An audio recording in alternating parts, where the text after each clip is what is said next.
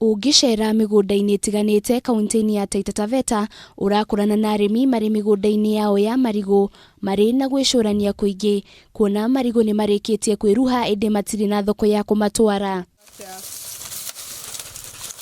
Kuringana na amwe ya arimi maugite kuma mweri-ini wa itatu thoko ya marigu nicokekete thii na njira nene, marigu magithie na mbere na kwiruhira na gubuthira migamba-ini kuwa nyingi, alafu hazina masoko na zinaiva bure. Unakuta saa ingine tunazikatia ng'ombe, saa ingine unaamua kuacha tu shambani zimwagike zidondoke kwa sababu utazipeleka wapi? Arimi aya ni makomithitie atongoria kuma mwena uyu makiuga ni magirirwo kumarora makiri ihinda-ini riri matarauta kwimathira uboco wao wa muthenya. Tungeliomba serikali kuu na serikali ya kaunti, kuna fedha ambazo zimetengwa kwa ajili ya ukulima.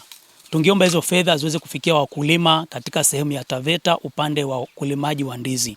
Arimi ni maugite kungikorwo na kiganda kia marigu mwena uyu hihi waya kumahe mwihoko wa guthie na mbere na kurima marigu, indi kwa ihinda riri aingi ni mareciria gutigana na urimi uyu. Wakulima majikuta ndizi nyingi zinaharibika, zinaozea shambani, na wale wachache sana ambao wanabahatika kuuza wanauza ndizi kwa bei ya hasara mno, ambapo ndizi nzuri kubwa ilikuwa inauzwa mpaka shilingi 600, sasa hivi inauzwa ndizi kubwa shilingi 200.